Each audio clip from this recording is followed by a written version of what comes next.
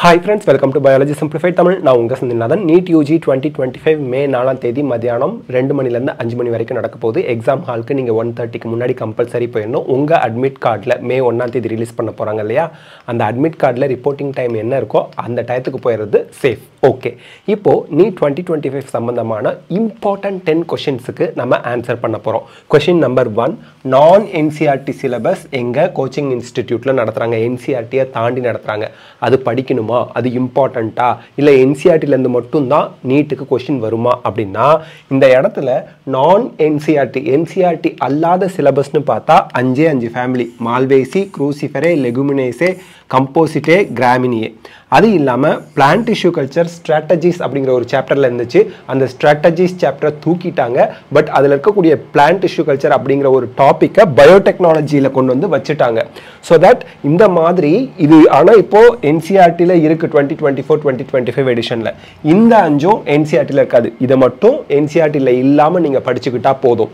NCERT-ல இல்லாத வேற எந்த ஒரு விஷயமுமே 2014ல இருந்து 2024 வரைக்கும் பயாலஜில கேட்கவில்லை. பிசிக்ஸ் அண்ட் கெமிஸ்ட்ரியிலையும் NCERT-ல இருந்து பேஸ் பண்ண क्वेश्चन தான் கேட்டுட்டு இருக்காங்க. உங்க கோச்சிங் இன்ஸ்டிடியூட்ல அதை தாண்டி நடத்துறாங்கன்னா அது தேவை கிடையாது. இது மோஸ்ட் இம்பார்ட்டன்ட் क्वेश्चन. நிறைய ஸ்டூடெண்ட்ஸ் கேட்பீங்க. இதுதான் ஆன்சருங்க. அதே போல காக்ரோச் படிக்கணுமா வேணுமா? படிக்கணும், கண்டிப்பா படிக்கணும், ஒமிட் பண்ணாதீங்க. Cockroach and frog structural organisation in அனிமல்ஸ்ல படிக்கணும். டிஷ்யூ சிஸ்டம், டிஷ்யூஸ்ல படிச்சுக்கிட்டா வேணுமா? படிச்சுக்குங்க, ஒரு தடவை கோ த்ரூ பண்ணிக்கங்க. ஓகே. இப்போ ப்ரீவியஸ் இயர் கொஷின் மட்டும் படித்தா எவ்வளோ மார்க் வரும்? ப்ரீவியஸ் இயர் கொஷின்ஸ் அப்படின்றது ஒரு எக்ஸாமுக்கான இம்பார்ட்டன்ட் டாபிக் என்ன, எந்த ஃபார்மேட்டில் கொஷின் கேட்பாங்க அப்படிங்கிறத தெரிஞ்சுக்கிறதுக்கு தானே ஒழிய நீங்கள் கண்டிப்பாக 8 to 10 இயர்ஸுக்கான ப்ரீவியஸ் இயர் கொஷினை ப்ராக்டிஸ் பண்ணணும். framework of the examination, ஒரு skeletal system of examination, எக்ஸாமினேஷனுக்கான ஷேப் எப்படி இருக்கு, எந்தெந்த டாபிக்ல இருந்து அதிக இம்பார்ட்டன்ஸ் கொடுத்து கொஸ்டின் கேட்டிருக்காங்கிறத தெரிஞ்சுக்கிறதுக்கு தான் ப்ரீவியஸ் இயர் கொஸ்டினை ப்ராக்டிஸ் பண்ணணும். அதுவும் 5 to 6 டைம்ஸ் ப்ராக்டிஸ் பண்ணணும். பட் ப்ரீவியஸ் இயர் கொஸ்டின் மட்டும் படிச்சுட்டு போனா எவ்வளவு மார்க் வருங்கிறது அர்த்தமற்ற கேள்வி. காரணம் என்னன்னா மோஸ்ட்லி ஆல்ரெடி 2016லேருந்து 24 வரைக்கும் கேட்ட கேள்விகளை ரிப்பீட் ஆகாமல் தான் பார்த்துக்குவாங்க. பட் அந்த சேம் டாபிக்லேருந்து கொஷின் வரும், சேம் பேட்டர்னில் கொஷின் வரும்.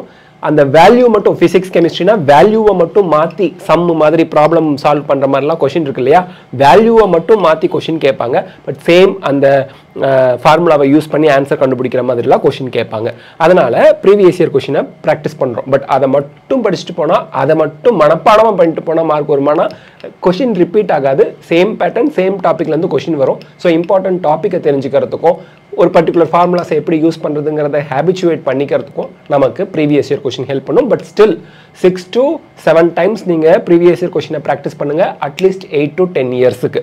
அந்த லாஸ்ட் ப்ரீவியஸ் 8 இயர்ஸோ ப்ரீவியஸ் 10 இயர்ஸ்க்கோ ப்ராக்டிஸ் பண்ணுங்கள்.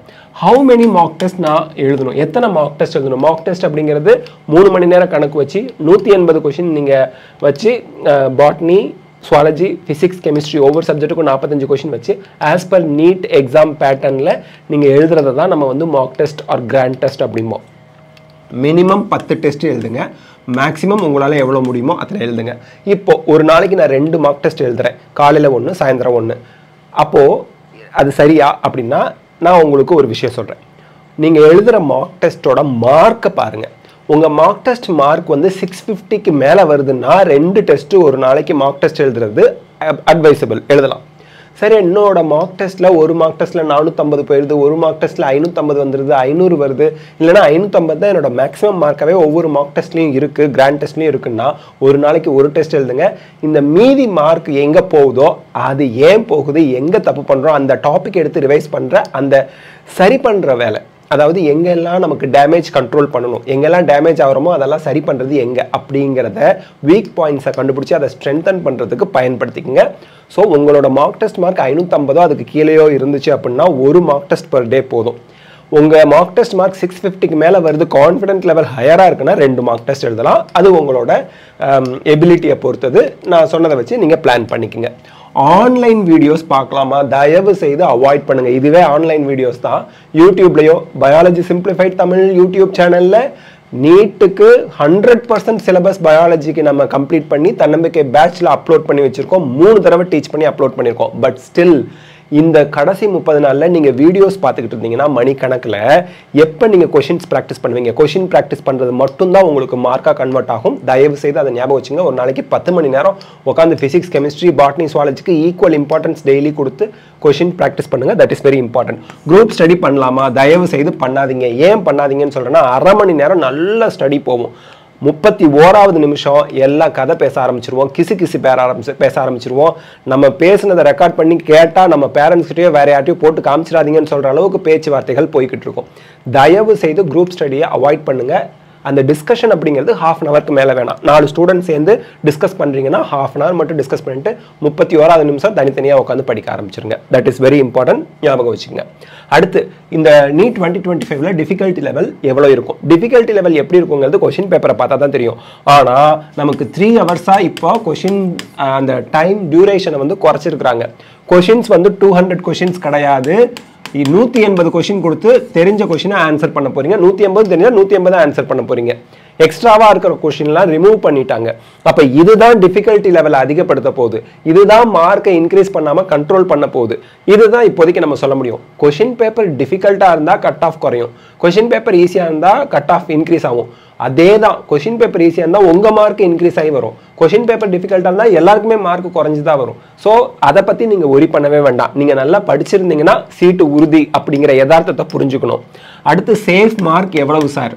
அட நீங்கள் 92.5%, 650லேருந்து 720க்கு எக்ஸ்பெக்ட் பண்ணுங்கப்பா, ப்ரிப்பேர் பண்ணுங்கப்பா.